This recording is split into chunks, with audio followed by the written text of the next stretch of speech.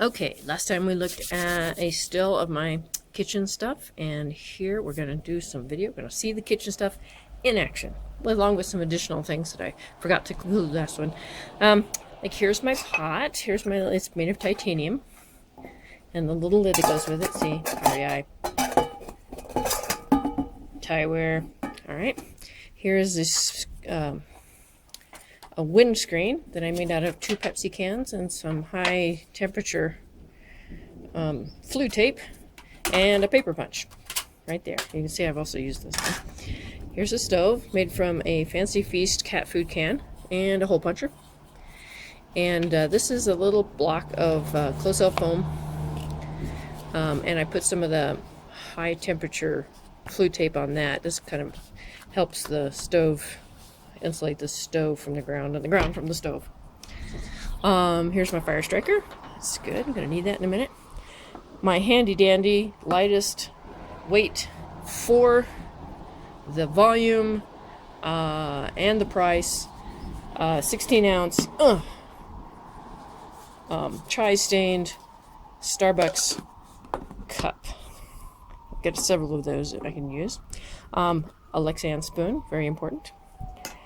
And my bag cozy. So I cook in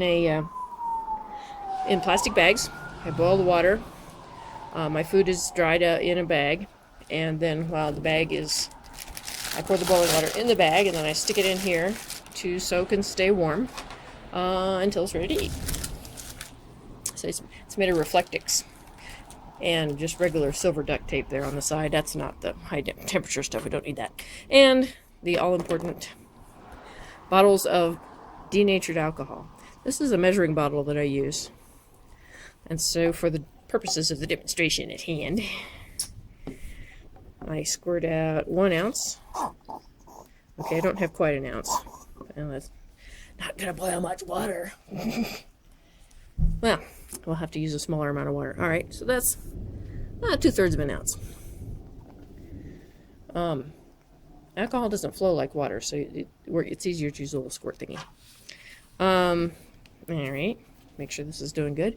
Then you squirt your 1 ounce, or in this case, not quite an ounce, right in there. And voila. Now, you put the water, well, actually, let's light this sucker anyway. Use a little striker. Just right there. Some nice strikes going. Make sure you can't really see the flame, so you have to, sometimes it takes a bit. There it goes. Woo, that was fun. Let it burn for just a second. Get some water in the pot here. Whoops. Don't stick your hand over the stove. That's usually not recommended. There we go. It's about 300 ml. Alright, so that's going pretty good. Take your water, put the lid on, set it right on the stove. Like so.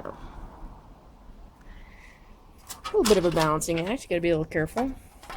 And the windscreen goes around. That. We'll let that boil for a while, see if we can get it going. Anyway, you can see it down there. It'll be a few minutes here before it actually gets to a boil. It's not doing too bad there. It's already starting to bubble in there. And in a second here, in a few minutes here, we'll take a look and see if it's boiling. All right, I think we've got a boil going here. You can see the steam coming out the top. Be careful, because it's hot. But look, oh yeah, there's the water boiling away. And that took, I don't know, maybe 5 minutes tops. I forgot to keep track. All right. Now we're ready to take our dehydrated meal, drop the boiling water in it, or pour it in a mug there and make some chai. And we're good to go. All right.